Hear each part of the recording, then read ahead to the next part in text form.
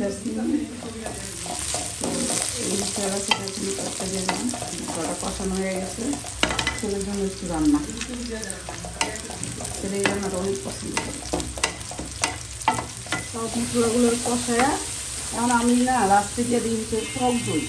এই টক দইটার জন্য তরকারিটা অনেক টেস্ট সাদা টক যা আছে দশটা না বেশি টক দই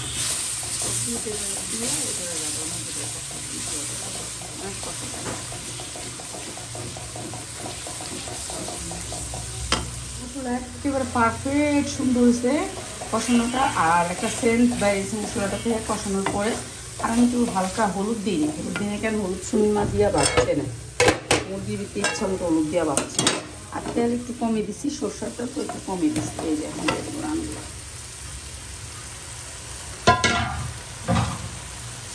একটু কমিয়ে দিচ্ছি, ওই রান্নাটা দিয়া একটুখানি কষানো কষায় একটু পানি দিয়ে দিই। এই হয়ে গেছে রান্না।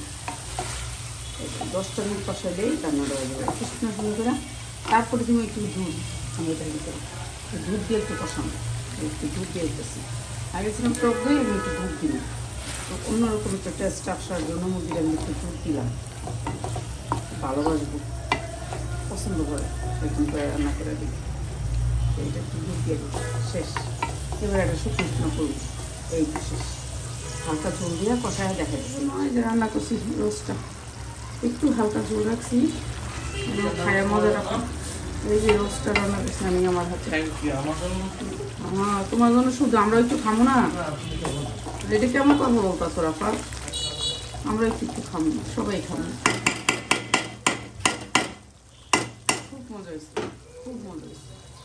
একটা গ্রাম সেন্ট অন্যরকম একটা আসছে। এইটা আমি একটু চুলা ডিম করে রাখবো, তখন তেলটা উঠে দেবো। আর আমাদের বাসায় রান্না হয়েছে আজকে কি দেখি, মাছ কি দিয়া জানি, কলা দিয়া মনে হয়, কাঁচা কলা। তারপরে পেট খারাপ তো হয়ে জন্য লাউ দিয়া মাংস, তারপরে মুড়ির ঘন্ট রান্না, মুড়ি ঘন্ট, মুগ ডাল দিয়ে মুড়ি ঘন্ট, মাছের মাথা, এই রান্না হয়েছে।